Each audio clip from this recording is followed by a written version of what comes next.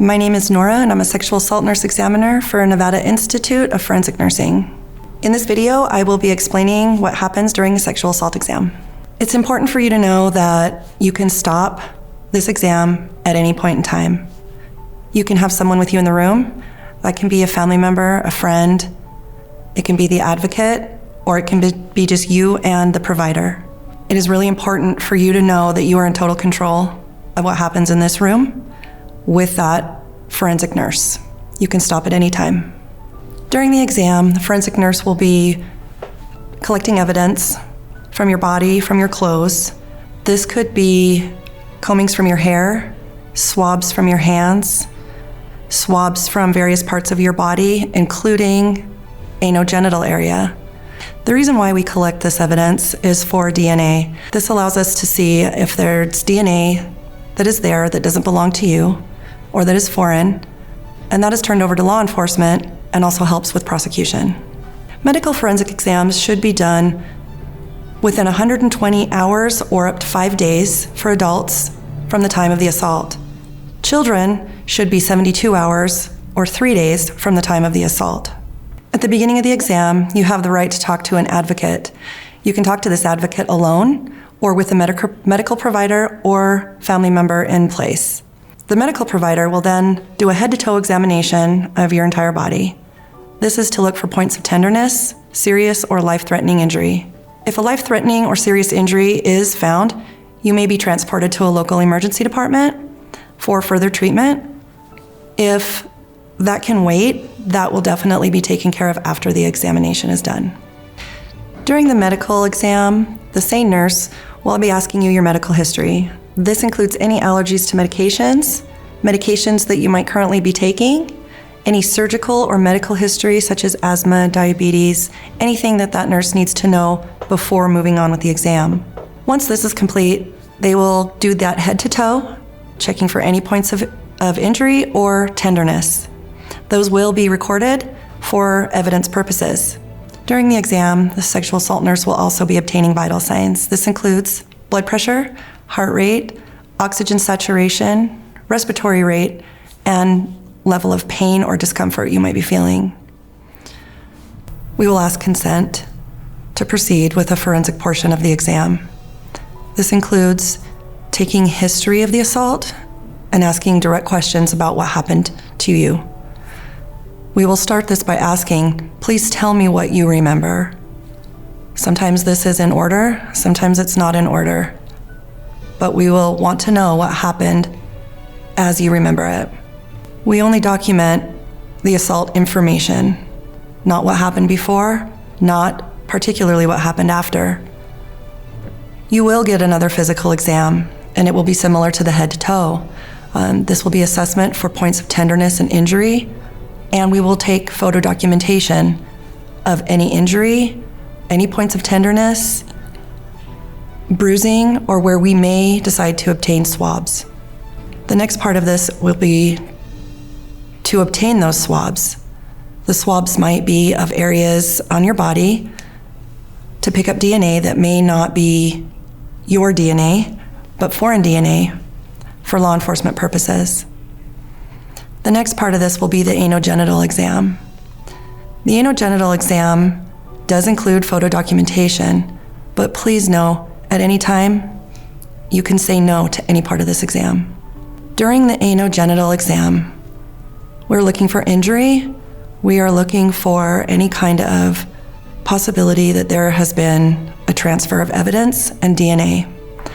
Swabs will be collected throughout that part of the exam as well. Once this evidence is collected, it is packaged by the SANE nurse and turned over to law enforcement. Once the sexual assault nurse has collected evidence, this evidence is packaged appropriately and chain of custody is strictly enforced.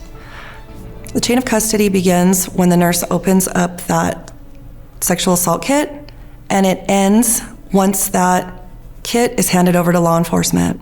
During the exam, labs may have been taken. These labs include urine and blood.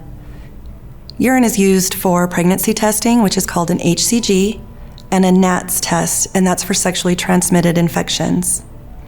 The blood that's obtained may also be for sexually transmitted infections, but usually these labs are sent off to be tested for drugs of abuse or what we call date rape drugs.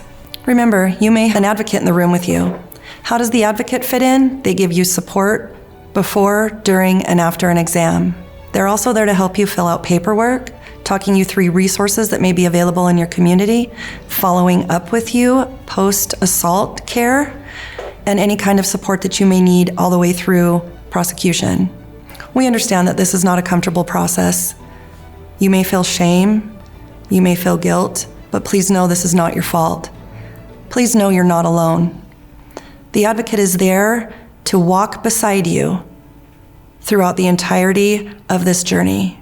If at any time you want to talk to an advocate without anyone else in the room, that is your right. That advocate is there for you, as is the sexual assault nurse. This is the beginning of your journey from being a victim to a survivor, and we will be there by your side the entire time. At the end of exam, you will be up for discharge.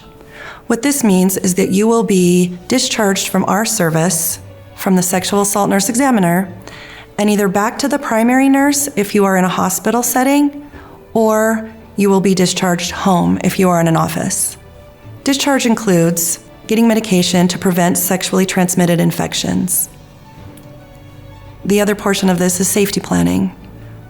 We want to make sure that you are safe to either go home with family, with friends, or be able to go to a shelter. Law enforcement is called to pick up the kit. If you're not ready to report, your sexual assault kit will stay with the sexual assault nurse examiner's office.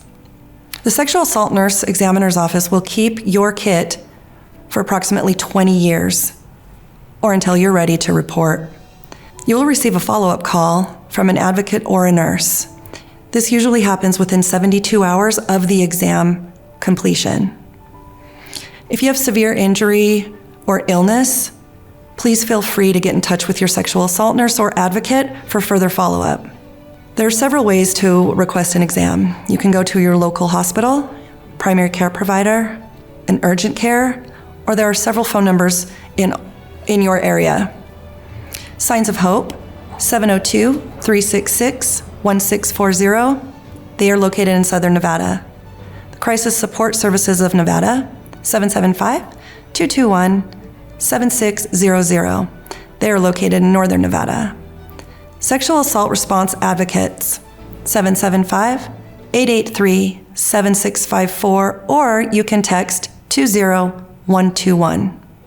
To find your local family violence prevention program, please visit itcnfvpp.org/resources.